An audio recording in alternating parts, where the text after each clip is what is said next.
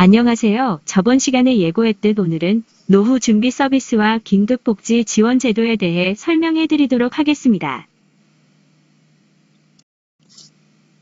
우선 노후 준비 서비스의 대상은 국민연금 가입 대상 및 수급권자를 포함한 전 국민입니다.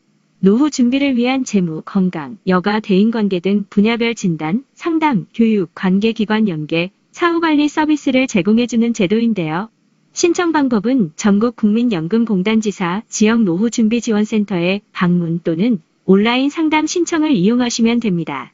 문의는 국민연금공단 콜센터인 1355나 국민연금공단 홈페이지 내연금에서 문의하실 수 있습니다.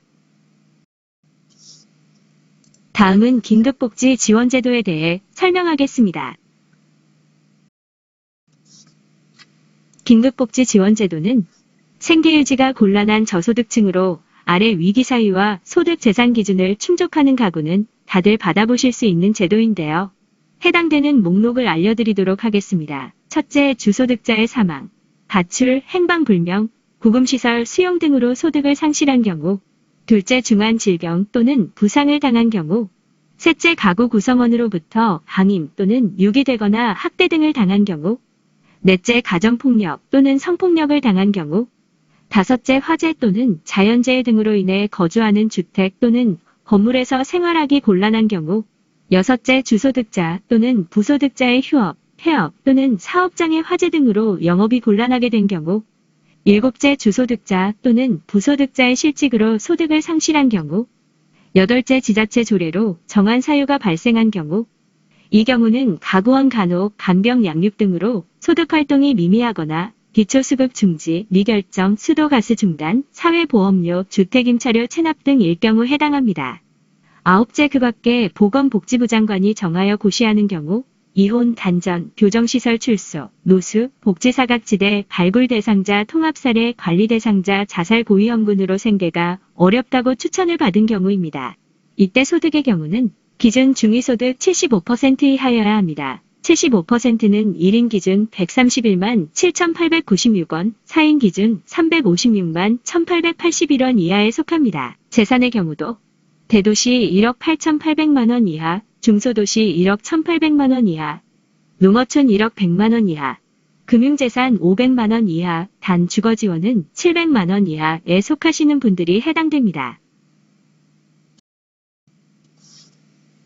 다음은 지원 내용과 지원 금액에 대해 설명하도록 하겠습니다. 지원 내용의 경우 1개월 생계 유지비, 식료품비, 의복비 등을 지원해주며 이는 가구원 수에 따른 차등 지급을 한다고 합니다. 4인 기준 123만원 지급하며 지원 횟수는 최대 6회입니다.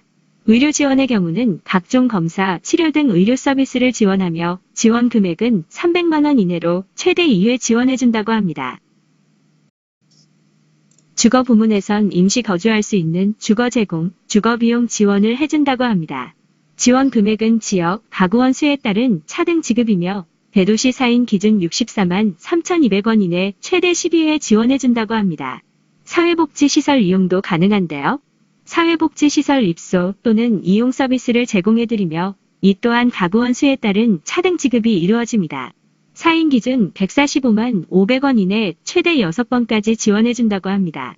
교육의 경우 초중고 수업료를 지원해주며 초등학생의 경우 22만 1,600원, 중학생의 경우 35만 2,700원, 고등학생의 경우 43만 2,200원 및 수업료, 입학금 등을 최대 2회 지원, 주거지원 가구의 교육지원은 최대 4회 지원해준다고 합니다.